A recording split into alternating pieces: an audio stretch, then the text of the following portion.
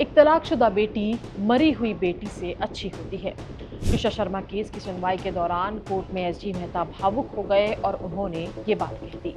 इसके साथ ही supreme court ने त्रिशा की सास को जमकर लताड़ा। चलिए आपको बताते हैं कि सुप्रीम कोर्ट ने इस पूरे मामले को लेकर क्या कुछ कहा है।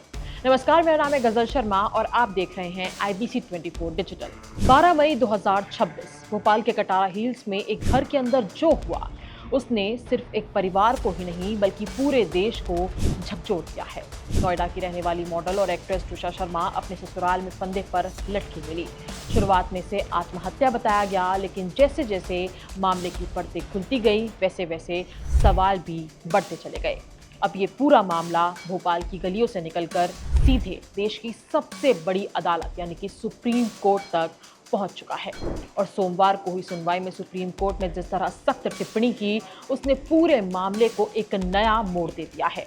मुख्य न्यायाधीश सूर्यकांत, जस्टिस जॉय माल्या बागची और जस्टिस विपुल M पंचौली की बेंच के सामने मध्य प्रदेश सरकार की तरफ से एसजी तुषार मेहता पेश हुए, जबकि आरोपी परिवार का पक्ष सीनियर एडवोकेट सिद्धार्थ दवे ने रखा। सुप्रीम कोर्ट में सुनवाई के दौरान एसजी तुषार मेहता ने कहा कि तलाकशुदा बेटी मरी हुई बेटी से ज्यादा अच्छी होती है। उन्होंने त्रिशा शर्मा के परिवार को लेकर भी नाराजगी जताई और कहा कि उन्हें समय रहते बेटी की शिकायतों पर ध्यान देना चाहिए था। सुप्रीम कोर्ट ने साफ कहा कि इस मामले को जिस तरह से हैंडल किया गया वो बेहद दुर्भाग्यपूर्ण है। कोर्ट ने खास तौर पर मीडिया में दिए जा रहे बयानों और इंटरव्यू देने से बचने की अपील की है।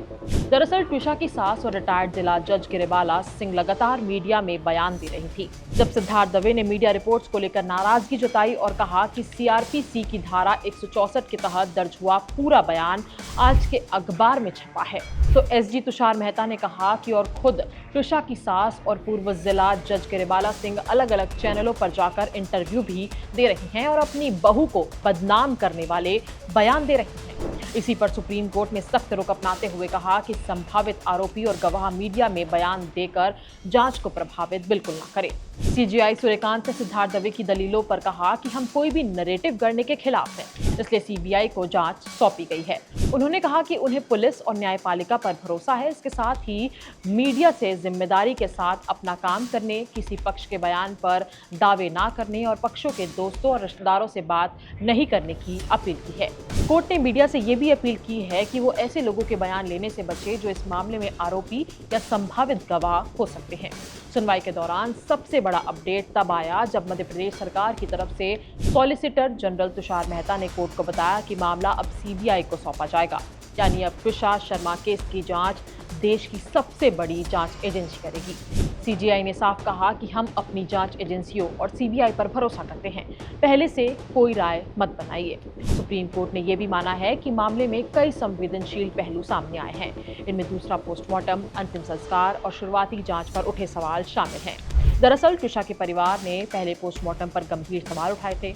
इसके बाद एम्स दिल्ली की टीम भोपाल पहुंची और 24 मई को करीब 4 घंटे तक दूसरा पोस्टमार्टम किया गया। अब उसी रिपोर्ट का इंतजार हो रहा है।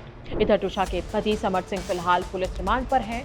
वहीं एसजी मेहता ने कोर्ट को ये भी बताया है कि कई बार गिरिबाला सिंह का बयान लेने की कोशिश की गई, लेकिन वो आनाकानी कर रही हैं। सास ने जांच में सहयोग नहीं किया है। गिरिबाला की वकील ने इसका विरोध किया और कहा कि ये गलत है, ऐसी कोई बात यहाँ नहीं करनी चाहिए। उन्होंने बयान रिकॉर्ड करवाया है।